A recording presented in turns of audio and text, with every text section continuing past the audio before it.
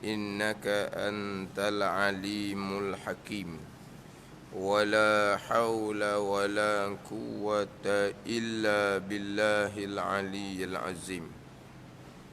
Kitab Faridatul Faraid, muka surat 4, bayang kelima daripada atas. Qala al-muallifu rahimahullahu ta'ala wa nafa'ana bi'ulumihi amin.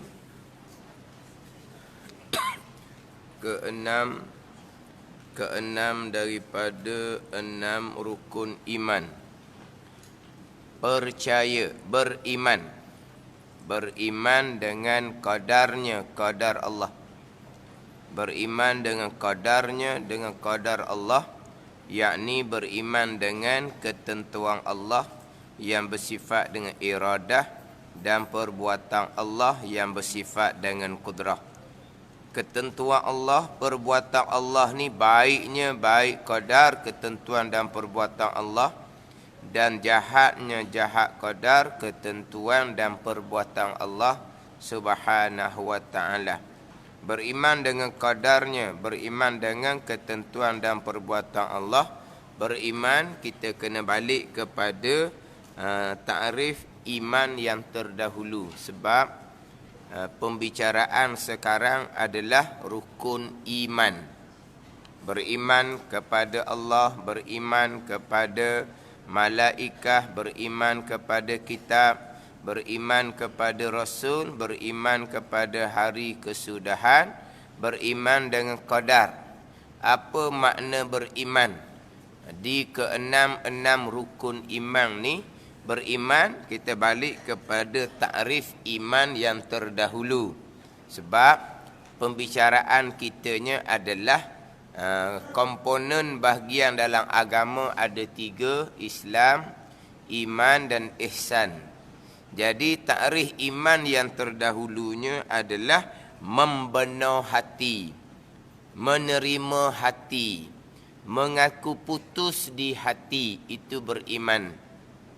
Itu takrif iman, at-tasdiq bil qalbi, membenar hati, itu iman. Itu makna takrif iman kita yang terdahulu, at-tasdiq bil qalbi, membenar hati, mengaku putus di hati. Iman bukan asyuhud bil qalbi, bukan. Iman bukan syuhud ingat di hati, bukan. Syuhud maqam musyahadah, pergi kepada maqam ihsan. Ihsan di hadapan. Habis cerita bab iman ni masuk kepada ihsan. Mana ihsannya? Ihsan anta'budallah, tu ihsan. Engkau beribadah kepada Allah Subhanahu wa ta'ala. Beribadah kepada Allah, itu ihsan. Kemudian ihsan ni ada maqam pula, ada maqam muraqabah, ada maqam musyahadah. Maqam muraqabah, maqam musyahadah. Siapa duduk maqam musyahadah ni? Aulia. Hak duduk di maqam ihsan, maqam musyahadah, itu maqam aulia.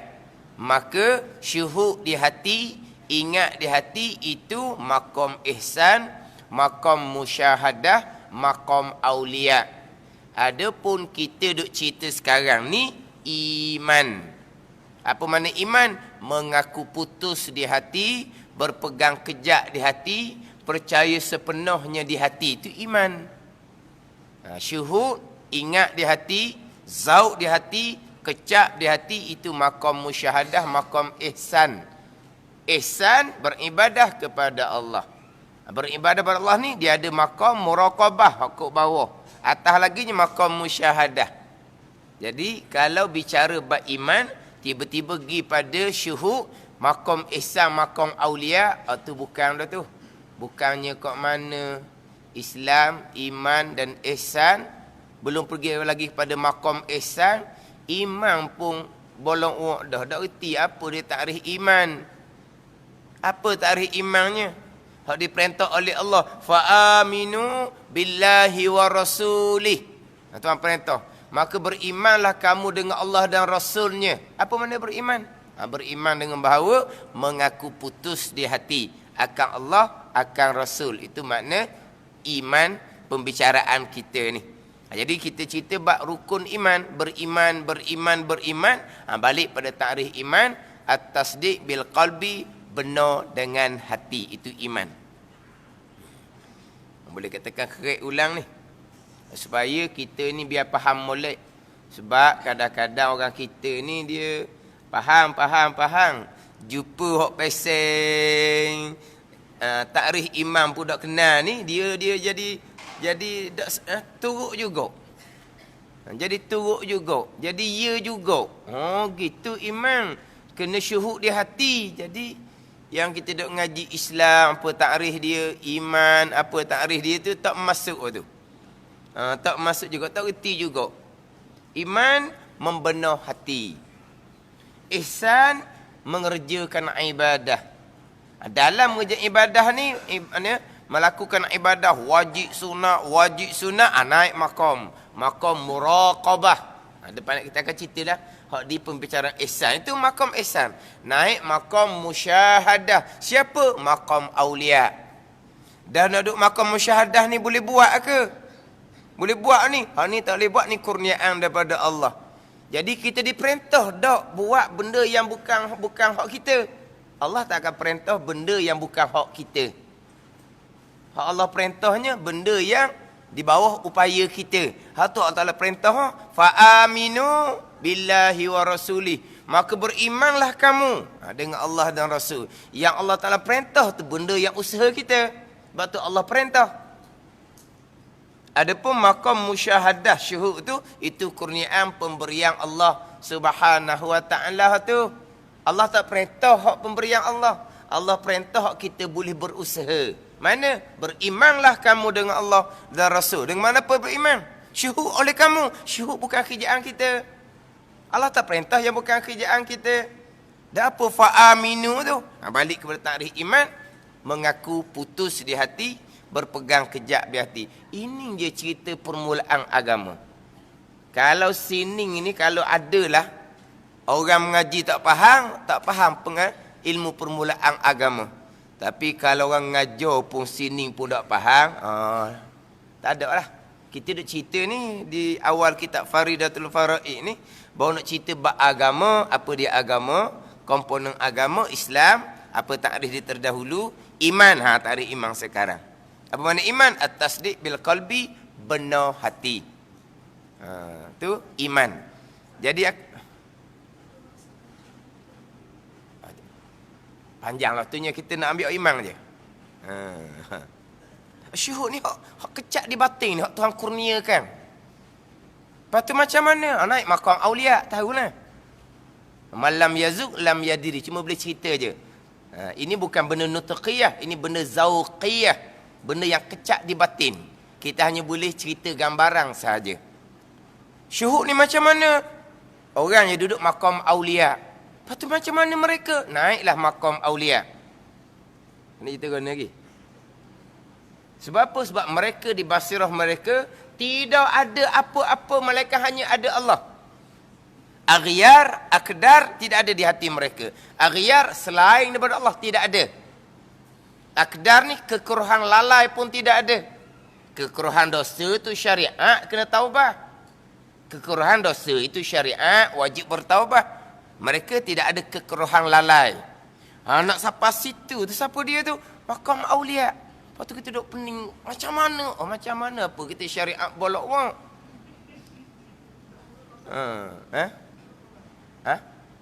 Muraqabah ni rendah daripada musyahadah. Nanti kita tak ada muraqabah musyahadah. Kita akan cerita di takrif ihsan nanti. Kita cuma nak bezakan antara, nak faham iman tu apa dia. Nak faham kat tu dulu. Iman tu apa dia? Membenar hati. Sekarang ni beriman dengan qadarnya. Apa makna? Mengaku putus di hati akan ketentuan dan perbuatan Allah Subhanahu wa taala.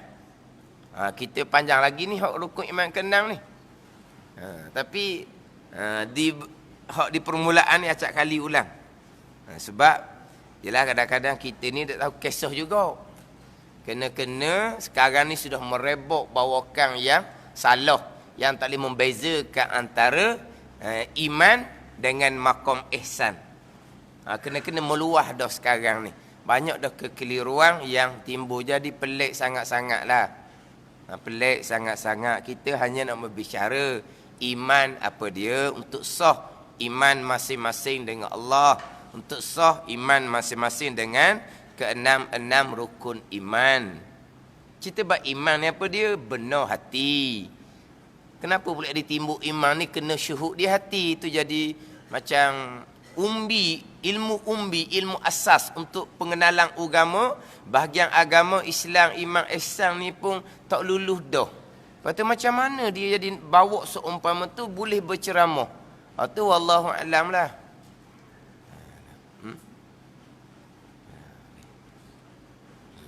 Sebab kadang-kadang dengan rupa zahir itu orang boleh percaya juga. Tengok dengan uniformnya, dia kadang-kadang beritahu juga pengajian latar belakangnya, beritahu kadang-kadang latar belakang pengajian. Yang mana terkadang sebelum tu mengaji di pondok, pondok juga cerita pengajiannya di pondok sebelum itu. Tapi pondok ni begitulah. Duduk sebulan pun duduk pondok juga, duduk setahun pun duduk pondok juga, duduk 10 tahun pun duduk pondok juga. Yang gitu je duduk pondok ni dia tak ada. Tak ada kata masuk tahun berapa keluar CJ. Duduk 3 tahun CJ warna ni, duduk 5 tahun CJ warna ni, duduk 10 tahun CJ warna ni, tidak ada. Kemudian duduk pondok pula, dia pengajian dia secara umum sahaja. Masing-masing pilih kelas. Dia tidak ada derjah-derjah. Periksa kelas derjah ni, naik kelas derjah tinggi pula, dia tidak ada. Masuk kelas pula, masuk macam kita ni je lah. Masuk macam kita ni. Ada tak nama kedatangan? Ada tak? Kena buat nama kedatangan lah buat kita ni tak? Mana kamu? Tulis molek nama. Hak muslimin, hak muslimat tulis. Lepas tu 10 masuk kelas kita panggil je. Haji apa ni? Ada kedau. Ni 2-3 minggu dah tak ada ni, kena buang ni. Misa. Panggil seorang. Tak ada. Macam juga pondok, tak ada juga. Naik lah. Tak naik. Dia tak boleh nak kata tak naik sebab dia bukan ngaji gini. Satu masa di masjid, satu halaqah. Di madrasah halaqah lain pula. Surah hilir, surah hulu, surah ternaik, surah terjatuh. Tu hak ni. Lepas tu hak dalam pondok pula, hak ngaji lama-lama tu dia buka kitab dia pula. Jadi kita tak tahulah. Jadi sama dia naik di masjid ke. Masjid pula kadang belah depan ustaz lain. Belah belakang ustaz lain. Di masa yang sama tu. Lepas tu masuk, masing-masing pilih lah. Nak masuk pilih kelas tu ke, pilih duduk pondok senyap pun boleh kau. Nak suka kat mana? Sebab dia tidak ada pada masa kelas ada orang periksa pondok. Tidak ada tu. Dia tak naik jemaah, kena hukum lah. Tak naik jemaah, kena hukum. Sebab apa? Yelah, jemaah ni boleh beritahu lah naik tak naik. Tapi apabila belajar ni, dia banyak kelas satu-satu masa. Kemudian dia belajar tu setara mana penguasaan ilmu dia. Kemudian pondok tu sendiri ada juga dia punya lebih dia, ada dia punya kurang sikitnya dia, ada juga. Yelah, tak ada yang sempurna sepenuhnya. Kadang-kadang dalam ilmu ni, kalau pondok ni nombor 1. Tapi kalau ilmu yang satu lagi ni, dia kena pondok hak nombor 1. Dia ada pula lebih kurang. Tapi bila sebut kata latar belakang saya duduk pondok, cerita nama pondok. Jadi situ orang boleh, nama pondok juga ni. Pakar pun memang pelajar pondok, dengan jubah, dengan serban pun semua. Cara pulas serban pun boleh tahu dah. Faham tak? Jangan duk suka dia cara pulas serban ni boleh tahu. Dia cara pulas serban ni. Pulas jenis fashion ni, pondok ni pulas fashion ni. Pada pulah panggil. Apa? Lilik. Lilik serban. Lilik serban ni boleh kenal juga sebab dia kan kita hidup pondok kan. Kita hidup pondok, Kita tak ada keserbang, kita tengok orang pakai. Jadi kalau hok ramai-ramai tu pakai gitu, jadi kita hok masuk kemudian ni, nak belajar lilit serban, kita lilit sebagaimana hok abang-abang lah. Hok belajar lama-lama tu. Jadi akhirnya jadi macam sama je. Sebab kita tertiru. Tiru orang ada dah. Dia sama tu, dia tak ada peraturan. Pondok ni kena lilit serban tidak ada. Tapi makna kita meniru ni, kita tiru orang hok sebelum kita, jadi akhirnya jadi macam sama-sama. Mana tengok pada lilit tu, mana orang pondok ni. Kalau pondok boleh ngaji, gitu je lah. Tapi kalau persoalan iman dengan maqam ihsan tidak boleh dibezakan, bukanlah. Walaupun memang mungkin dia berkesan pondok sekalipun. Ini jadi masalah. Masalah. Tapi kalau kita faham molek, ngaji faham molek, iman makna apa, ihsan di hadapan maqam ihsan kita faham molek, tak ada masalah. Ini simple saja. Iman mengaku putus di hati. Mana berpegang kejak di hati. Itu iman. Mana beriman dengan qadarnya, dengan qadar Allah. Baiknya baik qadar Allah dan jahatnya jahat qadar Allah. Artinya bahawanya sekalian perkara. Sama ada elok seperti ta'ah. Contoh elok baik ni ta'ah. Iman tu elok baik. Atau keji ni jahat seperti maksiat. Ataupun keji jahat ni kufur. Sekalian perkara baik dan jahat, ta'ah dan maksiat, hasil ia, berlaku ia, jadi sekian perkara ni dengan perbuatan Allah Subhanahu wa ta'ala. Sekalian yang berlaku perbuatan Allah Subhanahu wa ta'ala. Keesaan pada perbuatan. Semua sekalian yang berlaku adalah perbuatan Allah Subhanahu wa ta'ala. Ni kita nak mengaku putus di hati ni. Sekaliannya perbuatan Allah. Kalau kita kejak sini, tak akan jadi dah lah. Contohnya Qadariyah.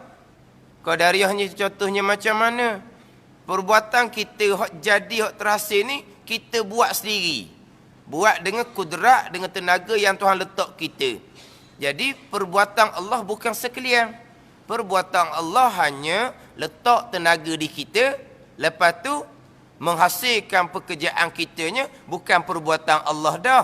Itu perbuatan tenaga yang Allah letak di tubuh kita. Lucu dah kita ni. Sekalian perkara. Jadi di takrif rukun iman ni, kalau kejap sekian perkara perbuatan Allah ni, tak akan jadi dah Qadariyah. Tak akan jadi dah Qadariyah. Hak nak jaganya, takut terundur jadi Jabariyah. Takut terundur jadi Jabariyah. Tu nak jaga.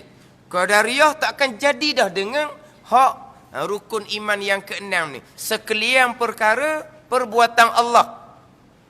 Maknanya letak tenaga di kita pun perbuatan Allah. Kemudian kita pun berusaha menggerakkan tubuh badan kita. Yang boleh gerak tubuh badan kita ni perbuatan Allah. Sebab apa? Sekalian perbuatan Allah. Kita pun menggerakkan tubuh badan untuk berusaha, terhasillah pekerjaan. Perbuatan Allah. Sekalian perkara, perbuatan Allah. Tak jadi dah Qadariyah ni, kalau kemas ini. Tapi nak jaganya, takut terundur, jadi Jabariyah. Sekian perkara, perbuatan Allah. Lepas tu kita tak ada apa-apa. Tuhan belaka, itu usaha pun tak ada. Terundur, jadi Jabariyah. Walaupun pada hakikinya Jabariyah itu betul. Sebab itulah tidak ada ulama yang mengkufurkan akidah Jabariyah. Tapi kenapa kata akidah ni akidah yang terpesong? Sebab banyak ayat-ayat menyandarkan perbuatan kepada hamba, kita nak letak mana? Kemudian ayat pula perintah hamba. Ayat pula larang hamba. Ayat Quran kan? Perintah kita solat, perintah kita puasa. Ayat Quran duduk perintah kita buat tu. Ayat Quran duduk larang. Jangan begitu, jangan begini, jangan begitu, jangan begini. Jadi kalau kita tidak berpegang ada pilihan dan perbuatan, Allah tuju suruh kepada kita, Allah tuju larang kepada kita, kita tak ada apa satu. Jadi macam mana ayat tuju kepada kita yang tak ada apa satu? Tuju suruh kepada kita, kita pilihan dan perbuatan pun tak ada. Ayat 7 larangan, jangan 7 kita juga. Kita yang dilarang jangan melakukan ni pilihan pun tak ada, perbuatan pun tak ada. Jadi ayat 7 siapa? Oleh kerana dalam Quran banyak sanda perbuatan kepada hamba, kepada kita, 7 suruhan kepada hamba, kepada kita, 7 larangan kepada hamba, kepada kita. Maka kita ahli sunnah wal jamaah wajib kita isbatkan di akidah kita, kita ada pilihan, kita ada perbuatan.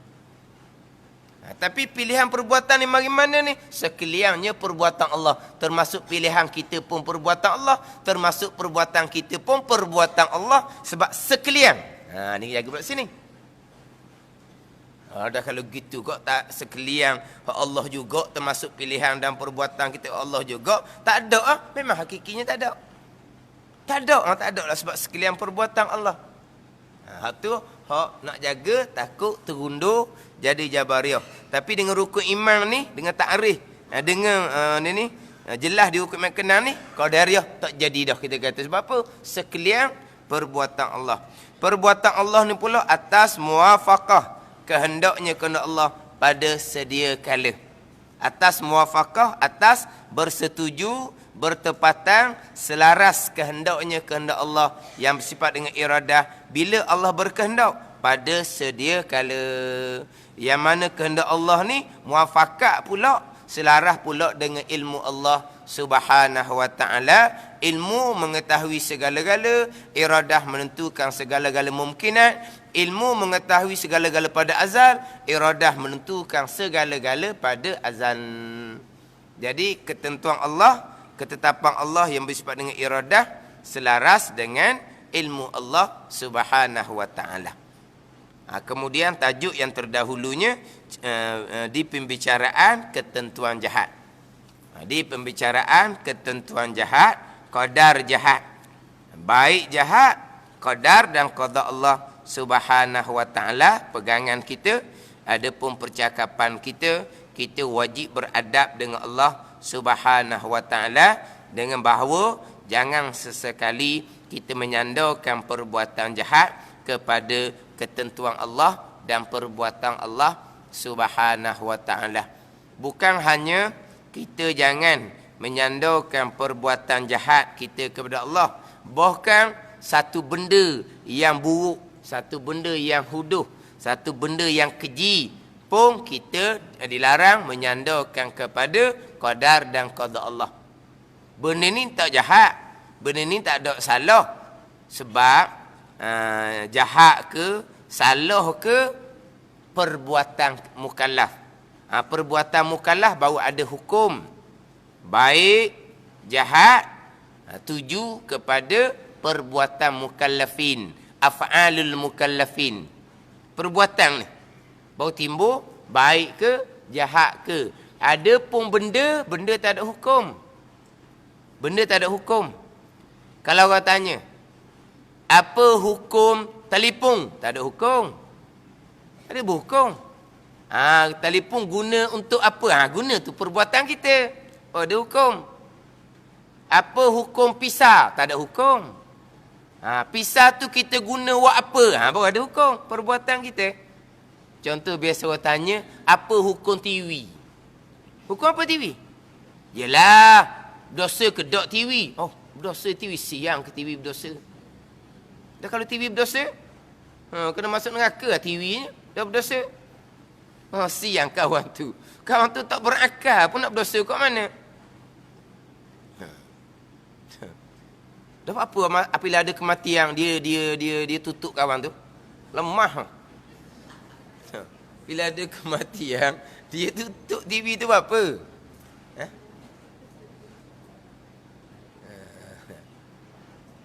Kalau ada ni apa hi-fi apa? Hok tinggi-tinggi besar-besar tu kan tutup belaka tu. Sebab dia apa ni? Barang elektrik ke mana? Kalau tu betul sejuk tutup dah. Dah tutup tu sejuk oh, mesin basuh dah tutup.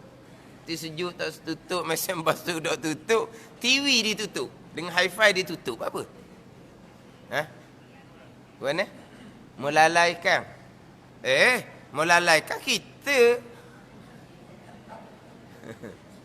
Apa ni? Ni sekarang ni. buka tak TV tu? Buka. Ha? TV juga tu dah. Ke dah boleh beli bawah rumah tu? Dah buka apa tu? Buka siaran TV boleh tak? Mana atas ni? Abang panggil apa? LCD. Ha? Dah lah, ni besar-besar ni. Kalau kita beli nak bawah rumah pasang hot TV, boleh? Ha? Boleh? Oh. Ya. Yeah. Oh, ni baru sedap tau. Orang bilik tu satu dinding tu. Kalau kita kata melalaikan. Ha? Orang di belakang. Dia tengok TV belakang tu. Melalaikan. Tak melalaikan. Guna tu kan.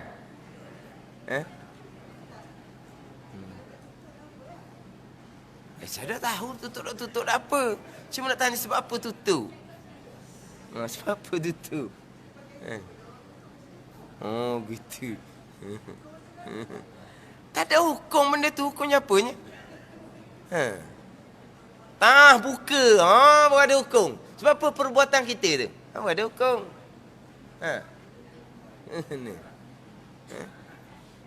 Kebetulan pula orang hak mati tu bahari tengok cerita Indonesia tau. Kita pun buka cerita Indonesia. Orang ni kamu. Sebab apa buka cerita Indonesia? Siang ke kawan si mati tu. Drama tengok tu dah habis lagi tu. Dekat-dekat habis dah tu. Siri tu banyak dah tengok. Nak habis dah selesai. Siang ke dia. Jangan main.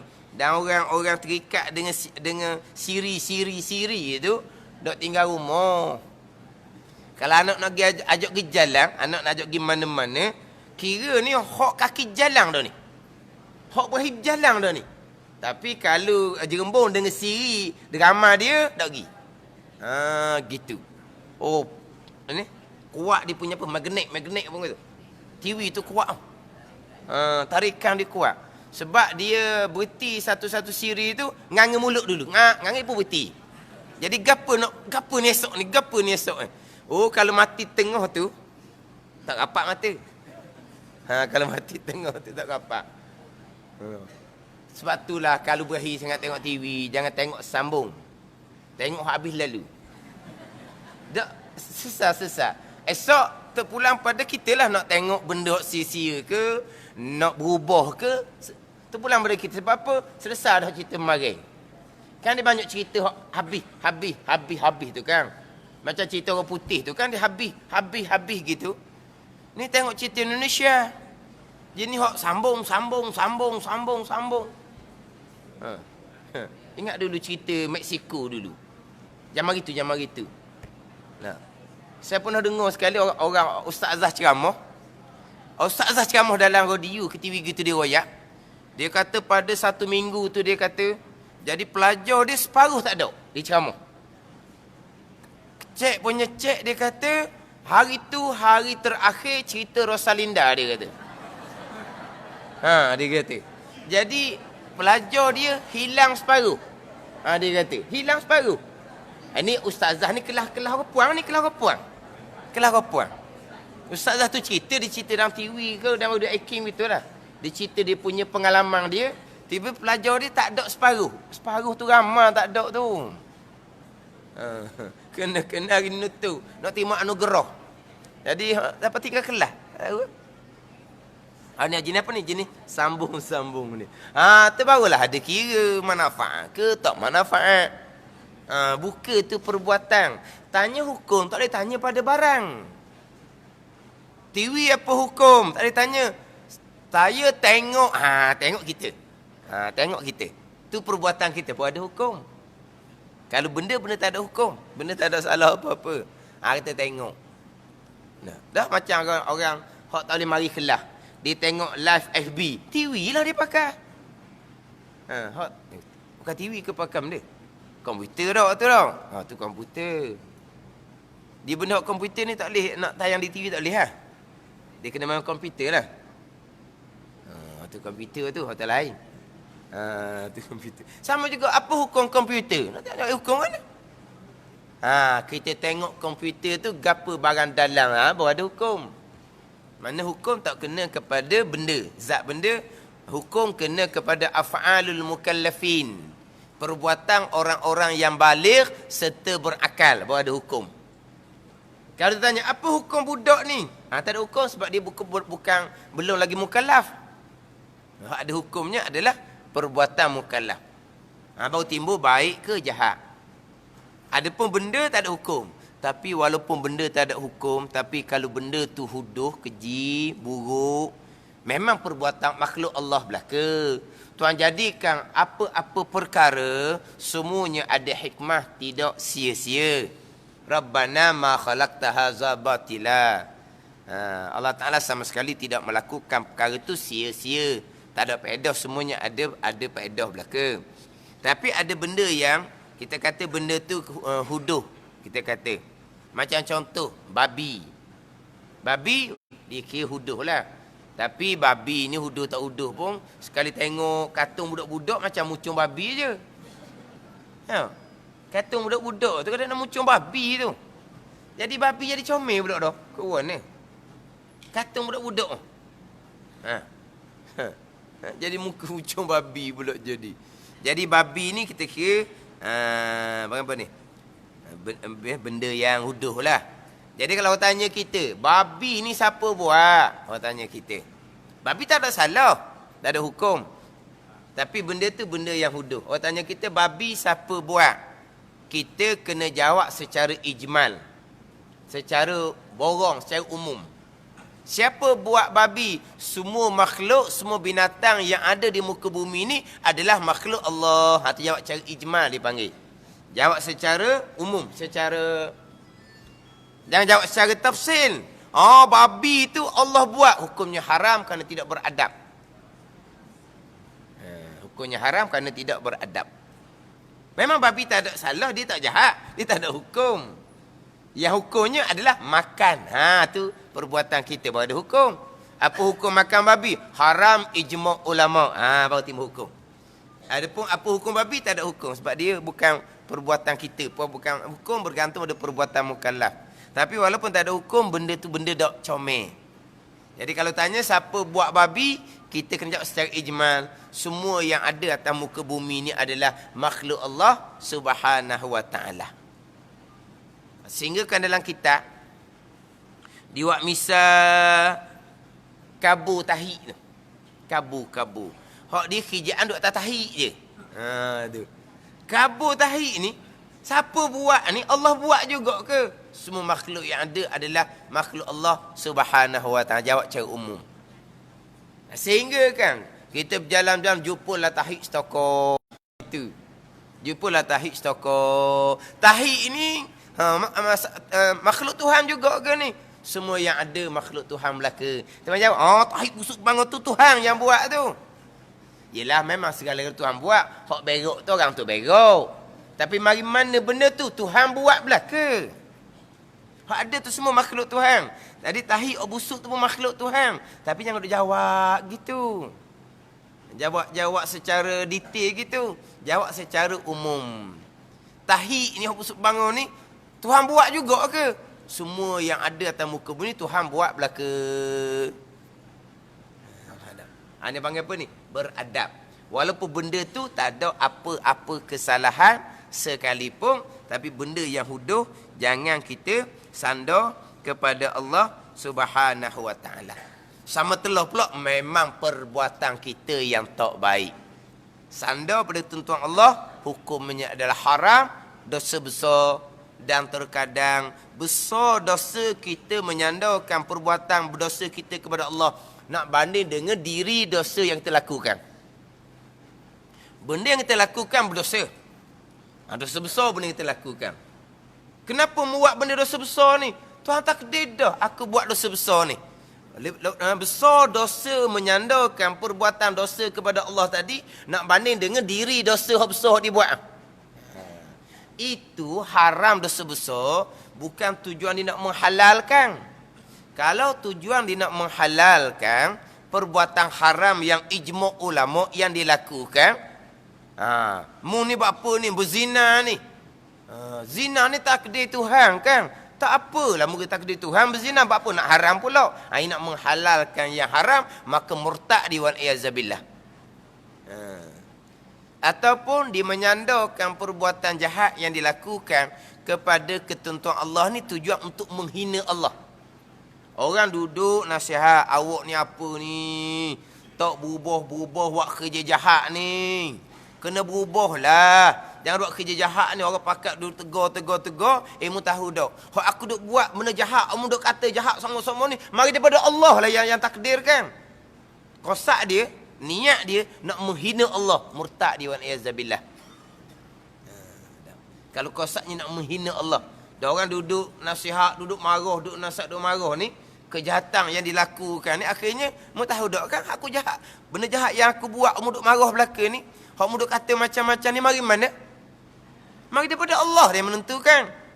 Maknanya dengan kosak dia nak menghina Allah. Tu kosak dia lah. Kita tak nak kata ni. Dia dengan Tuhan lah. Kalau main kosak dia untuk menghina Allah, murtad dia wa'alaizabillah. Lepas tu kata jangan. Ni kena jaga molek lah. Percakapan kena jaga molek. Jangan sesekali menyandarkan perbuatan jahat kepada ketentuan Allah Subhanahu wa ta'ala. Walaupun perbuatan jahat tu kita belum lakukan. Macam mana? Buat ke tak perkara jahat ni? Kalau Tuhan takdirkan buat tak buat lagi. Haram dosa besar dah dianya. Walaupun perbuatan jahat tadi tu belum lagi dilakukan sekalipun. Kalaulah dia menyandarkan perbuatan jahat kepada ketentuan Allah. Naik mahkamah contohnya. Tok Hakim tanya, kenapa kamu mencuri contohnya? Dia pun jawab, dia mencuri kerana Allah yang takdirkan dia mencuri. Maka Tok Hakim kena takzir dia terlebih dahulu. Kena hukum terlebih dahulu kerana percakapan hak tak betul dia tu. Cakapan tak betul dengan syarak tu. Pegangan memanglah betul sebab itu akidah kita. Jadi Tok Hakim kena hukum hak tu dulu. Kemudian baru sambung balik kesalahan dia mencuri.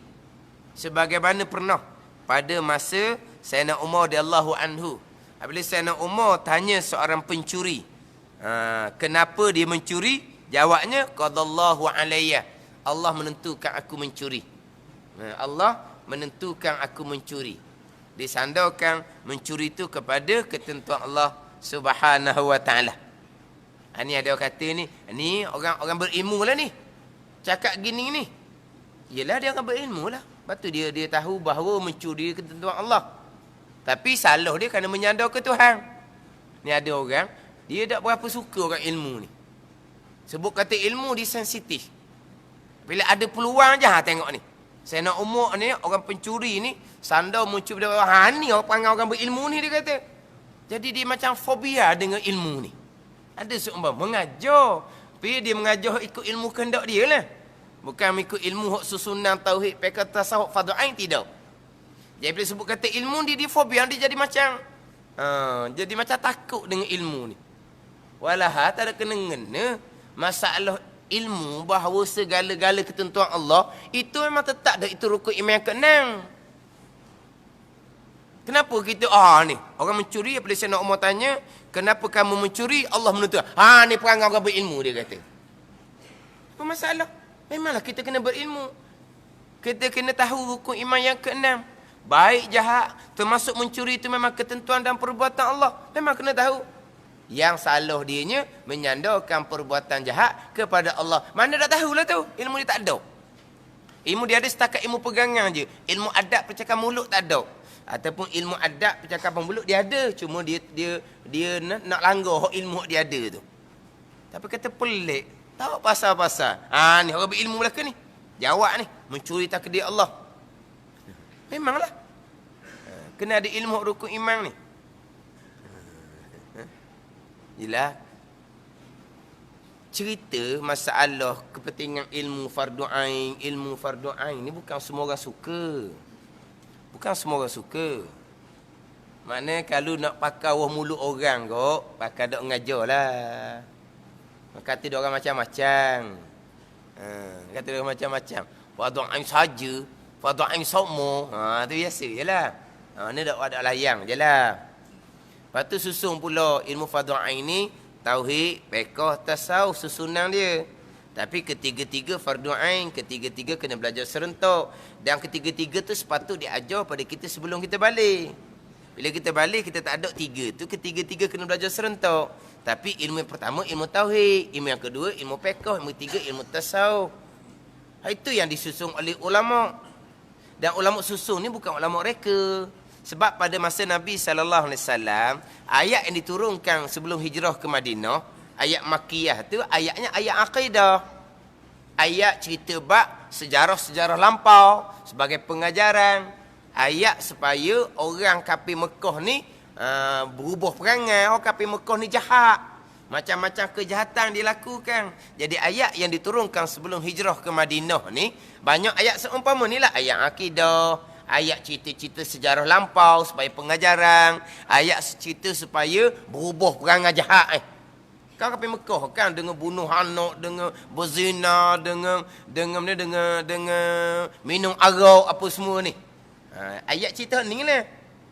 Kemudian ayat cerita bab syariat turunnya kebanyakannya di Madinah. Ayat lepas hijrah ke Madinah. Itulah agama. Memang tauhid mula-mulanya bukan ulama yang susung. Tapi belajarnya mestilah serentak. Tapi cerita ke mana pun orang boleh pusing juga. Ustaz tu ngajar, selagi tak alim tauhid fiqh, tak boleh ngaji tasawuf. Tengok. Maknanya bukan tak faham sebenarnya. Ada masalah lain lah tu. Padahal kalau saya tekan hak tauhid fiqh tasawuf, royak semua ini tertib ilmu, ini susunan ilmu. Tapi ketiga-tiganya fardu ain. Kena belajar serentak. Tak ada kata, kena aling tauhid dulu. Kena lepas fardu ain tauhid boleh ngaji fardu fiqh, tak pernah sebut gitu. Kena lepas fardu ain tauhid fiqh dulu boleh ngaji tasawuf, tak pernah sebut gitu. Tapi orang boleh kata gitu. Dia tu ustaz tu ngajar, lagi tak lepas fardu ain tauhid, lagi tak lepas fardu ain fiqh, tak boleh ngaji tasawuf. Mana? Itu ada masalah lah. Yang masalah timbulnya, tauhid tak belajar, fiqh tak belajar, tauhid dia tak ajar, fiqh tak ajar tasawuf saja. Tu masalah sebenar. Itu masalah sebenar. Tentu kata kalau pakai mulut orang ni macam-macam lah. Tak pernah pun sebut tiga ilmu tu kena lepas fardu ain tauhid dulu baru ngaji fiqh. Tak pernah sebut gitu. Tapi susunan ilmu memang gitulah. Kalau dalam kitab-kitab hak Nabi bawa pun gitulah susunan ilmu. Tapi kita terima agama yang sudah sempurna. Kita kena menyempurnakan ketiga-tiga. Tapi kalau ikut ilmu pertama, mana ilmu tauhid? Mana orang ngaji fiqh, tauhid mesti dia ngaji dah. Orang ngaji tasawuf mesti tauhid fiqh dia ngaji. Sebab apa? Itu ilmu yang terdahulu. Tapi bukan mana ngaji satu-satu baru pindah, tidak ngaji serentak. Tapi boleh lagi orang tohmoh seumpama tu. Tu saja-saja je sebenarnya. Sebab apa? Bila tekan buat ilmu jadi fobia. Dah sebut ilmu pada ain tauhid, pada ain fiqh, pada ain tasawuf. Tasawuf pada ain dulu, jangan tasawuf hakikat. Tapi kadang-kadang pada ain tauhid tak pernah diajar, pada ain fiqh tak pernah diajar, pada ain tasawuf pun dah ajar hakikat anu. Bila sebut hafadhu ain ni memang belagalah. Jadi memang macam-macam lah. Macam-macam. Tak pelik begitu. Sebab peringkat tu orang Sayyidina Umar tanya kenapa kamu mencuri? Allah yang menentukan hukum. Ni orang alim belakang ni. Kata tak berahinya kini berapa gitu lalu. Jadi Sayyidina Umar tanya pencuri, kenapa mencuri? Tuhan mengqadakkan dia mencuri. Kemudian Sayyidina Umar pun menjatuhkan hukuman kerak tangan dan sebab. Jadi sahabat bersoal. Sebab hukum agama Allah, dia ada had dia ada hudud dia. Tak boleh nak pandai-pandai kurang tambah, tak boleh. Dia ada had dia ada hudud dia. Macam solat dia ada had dia. Rakaat ada berapa? Dua lah. Pagi ni puasa rajin subuh, nak semayang biar banyak sikit. Tak boleh. Tengah hari ni sibuk ni, hok kurang sikit. Tak boleh. Hak ketetapan agama tak boleh pelebih, tak boleh kurang. Jadi orang kerat tangan, hukum Al-Qurannya kerat tangan tak ada sebab. Jadi kenapa Sayyidina Umar tambah dengan sebab? Sahabat pun tanya lalu kenapa sebab?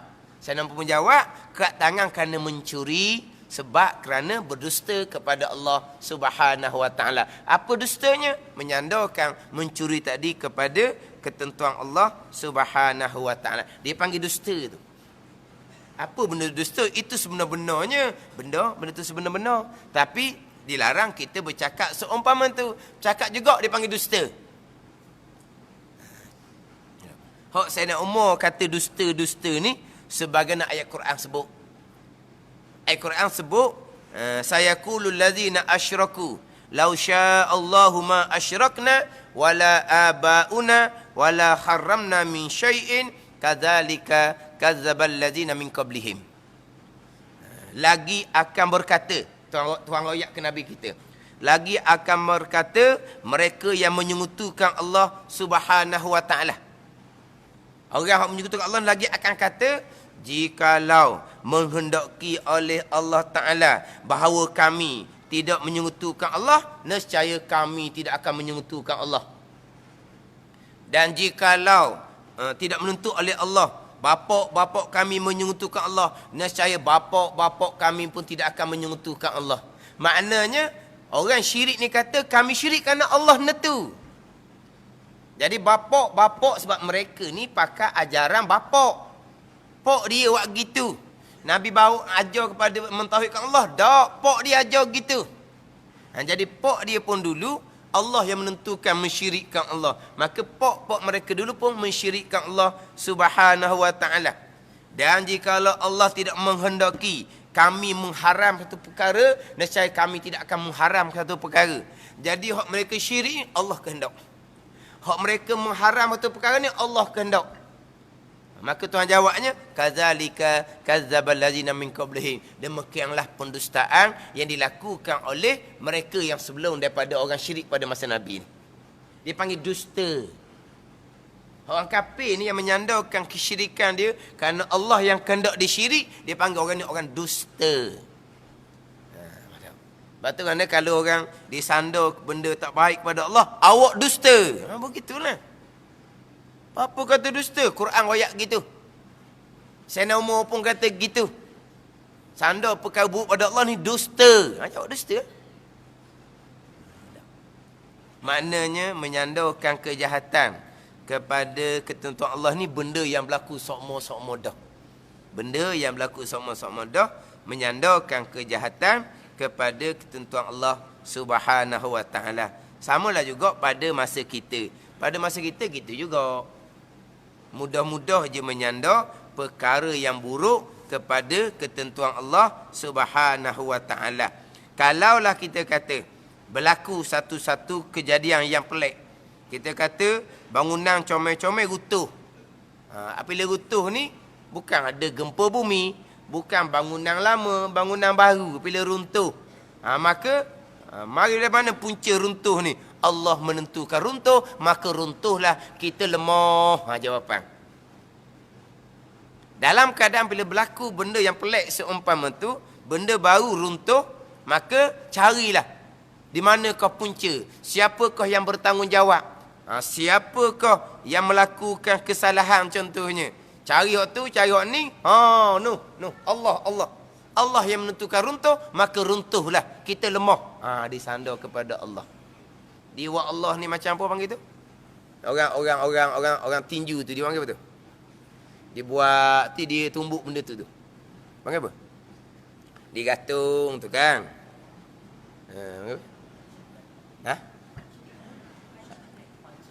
Punching bag. Orang kata gitu lah. Dia jadikan Allah ni punching bag dia tu. Tepat dia sandar benda jahat. Gitu. Jadi benda tu benda berpunca daripada kecuaian manusia, kejahatan manusia. Runtuh tu punca daripada kejahatan manusia. Dari segi pegangan kita, bukan runtuh kelip mata pun ketentuan Allah, perbuatan Allah. Pegangan kita ni gerak nadi pun ketentuan dalam perbuatan. Sama telah pula runtuh benda besar. Memanglah ketentuan dalam perbuatan Allah. Tapi puncanya apa? Puncanya penyelewengan manusia. Haram dosa besar menyandar kepada ketentuan Allah Subhanahu Wa Taala. Tapi perkara ni berlaku, tidak ada teguran pun daripada pihak agama. Benda ni berlaku secara jelas nyata, terbuka. Orang agamanya mana? Orang yang ada autoriti agama. Orang yang ngajar sujud surah ni ngajar je, tak ada autoriti apa-apa pun. Orang ada autoriti agama. Tiap-tiap negeri ada orang ada autoriti agama kan? Mereka lah kena bagi peringatan.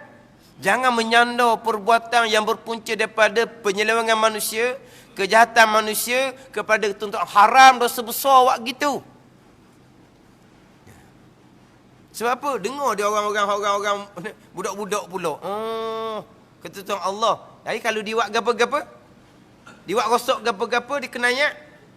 Kita pun pegang. Budak, apa buat kena ayat gini? Ketentuan Allah. Mana? Maknanya disandar perbuatan buruk berpunca daripada kejahatan manusia sendiri, disandar pada Allah secara terbuka. Tidak ada tegarang pun. Dan ini memang perkara yang biasa berlaku.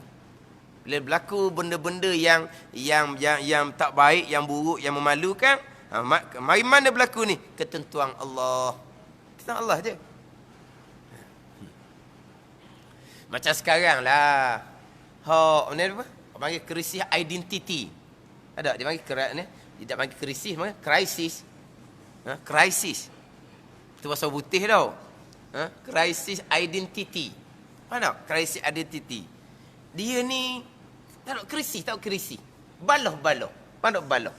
Aku ni lelaki ke puang? Aku ni lelaki ke puang? Tu. Ada kita ni krisis identiti. Faham tak? Tak baloh tau. Lelaki, kita puang. Tidak baloh tu. Ini krisis ni, lelaki ke puang?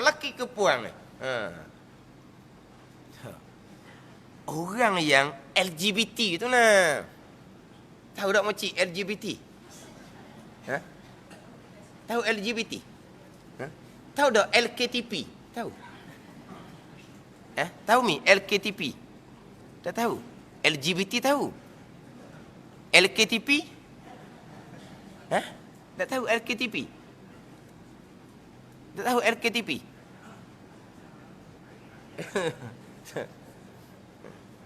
Tak tahu LKTP? Lembaga Kemajuan Tanah Persekutuan. Apa dia? Felda. Felda tu bahasa orang putih. Felda tu sebutan dia bahasa orang putih. Felda ni. Dia dulu bukan Felda. Saya sekolah dulu LKTP Bukit Bading. Bukan Felda Bukit Bading. LKTP Bukit Bading. Bukan Felda. Learning tak ada dah. Dia Felda tu bahasa orang putih. Apa benda disebut tak tahulah. Federal gitulah disebut. Dia asalnya Lembaga Kemajuan Tanah Persekutuan, LKTP. Tak tahu ni. Felda tahu tau. Felda tahu. Tak tahu orang Melayu, tahu putih. Orang putih tahu sangat, orang Melayu tak tahu. Lepas tu LGBT ni apa disebut tak tahulah. Kadang-kadang disandar kepada Allah. Ni LGBT ni makhluk Allah juga ni, Tuhan yang buat dia jadi gini ni. Haram dah sebesar cakap gitu. Itu dilaknat oleh Allah. Dia ni berkelakuan sebaliknya, lelaki berkelakuan berpakaian perempuan, perempuan berpakaian lelaki. Itu yang dilaknat oleh Allah, bukan haram dah sebesar saja. Jangan sandar kepada Allah Subhanahu wa taala. Kita kena raih juga mereka. Sebab mereka pun makhluk Allah juga. Allah jadikan mereka atas dunia ni, mereka ada hak juga. Jadi nak sandar kepada ketentuan Allah. Pernah satu program, dia program ni program jenis belawang. Kalau ni kan ustaz belawang, ustazah belawang, ustazah. Belawang dalam TV tu lah. Dia belawang, berlatih, belawang tanding. Kalau keluar tu lah belawang. Yalah, hak jenis. Ni bukan belawang tinju ni, belawang katalah ustazah tu belawang tu. Jadi dilatih kepada ustaz-ustaz ni supaya turun ke lapangan. Mana kalau kita ni cakap je LGBT. Cuba kau pergi lorong-lorong gelap tu pergi dakwah. Cuba pergi. Mana kamu? Terus lagi jumpa. Saya duduk pondok dulu pernah lah rajuk. Kata kita tengok perempuan. Dia kata, tengok perempuan dulu pula. Tengok perempuan tak berdosa. Tengok perempuan ni tak berdosa dia kata. Dia pun gendong naik motor. Dia pergi kat Manyah dok sekarang. Dia tengok. Tak berdosa kata dia. Laki. Dia tengok laki dosa apa? Dia bukan perempuan, dia orang laki. Dia tengok laki dosa apa? Dia dikecek, dia kata, tengok perempuan tak berdosa. Ajak tengok Manyah. Tapi maknya pergi itu marah dia sebab macam nak yelah. Marah jangan main. Kalau tengok kan tu tengok apa? Saya sembahyang kok dia kata. Dia marah. Dia pakai perempuan, dia orang lelaki. Dia tengok ni dia marah, sensitif. Dia kata saya sembahyang juga dia kata. Dia tak kata kena. Pada tengok ngeter tengok. Nak kata puan nampak kerasang juga ni laki boleh kena. Boleh kena. Jadi dia bawa lah hok nak jadi ustaz ni lah. Bawa pergi tempat pok-pok ni lah. Maknya dia panggil tau. Dia panggil Mek Yang. Tahu dah Mek Yang? Saya kata dia panggil Mek Yang. Bukan kata siapa ni. Dia panggil Mek Yang. Mek Yang. Siapa pula kau puang ada pondok ni? Tu Mek Yang. Oh lelaki dia panggil Mek Yang. Sebab dia gini-gini sikit. Dia tak panggil dia Mek Yang. Jari dia cokeng. Sama ada jari cokeng tu. Panggil Mek Yang tak sekarang. Mana maknya apa? Pondang. Dia Cina panggil aqua. Pondang. Jadi dia pergi dakwah lagi dakwah. Kita berlatih ni. Nak jadi pendakwah ni kan, cakap atas majlis surah boleh cakap belaka. Kalau turun ke medan, boleh cakap kedok. Jadi dia bawa lah tu ke medan. Dia pun nasihat apa semua. Memanglah dalam gambar dia tu pakai baju kurung lah. Dia biasa nak kaju kurung. Dia pakai skirt. Dah masuk dalam TV ni kena pakai baju kurung. Tapi orang lelaki lah. Orang lelaki. Lepas tu dia cakap. Lepas tu dia kata. Dia ni pula ni. Hok jadi ini ni. Cakap. Mereka berkelakang seumpama ini. Pun ketentuan Allah Subhanahu Wa Taala juga. Apa dah sandar ke Tuhan? Ni kelakuan merubah ni. Ni laknat oleh Allah. Ni apa? Sandar pada ketentuan Allah. Masalahnya, hot TV tu bukan live. Itu hanya rakaman yang dipotong-potong oleh mursyid mereka sendiri. Kenapa tak potong cakap gitu? Yang disandar kepada ketentuan Allah tu kenapa? Itu benda buruk, benda jahat, benda laknat oleh Allah. Jangan sandar kepada ketentuan Allah. Adab kita.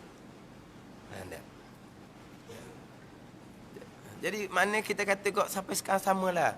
Mudah-mudah menyandar perbuatan jahat kepada ketentuan Allah Subhanahu Wa Taala. Haram, dosa besar.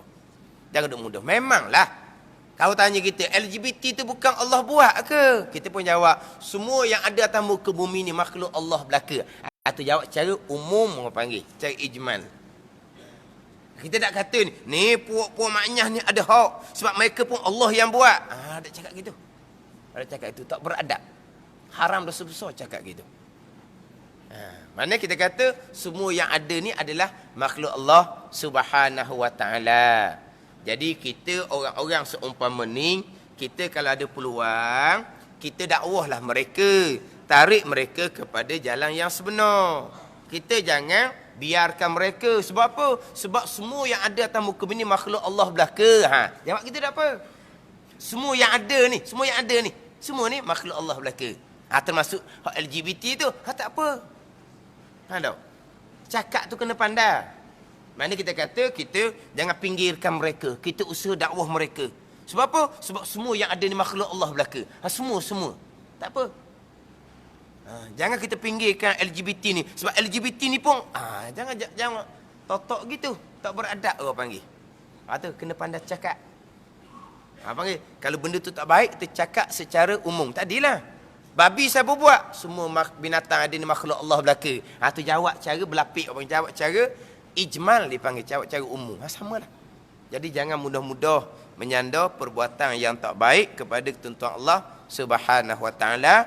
Pegangan kita tetap dah segala-gala baik dan jahat ketentuan dan perbuatan Allah Subhanahu wa taala. Jadi insya-Allah minggu depan kita sambung lagi lah hak berkaitan dengan tentuan jahat. Wallahu a'lam.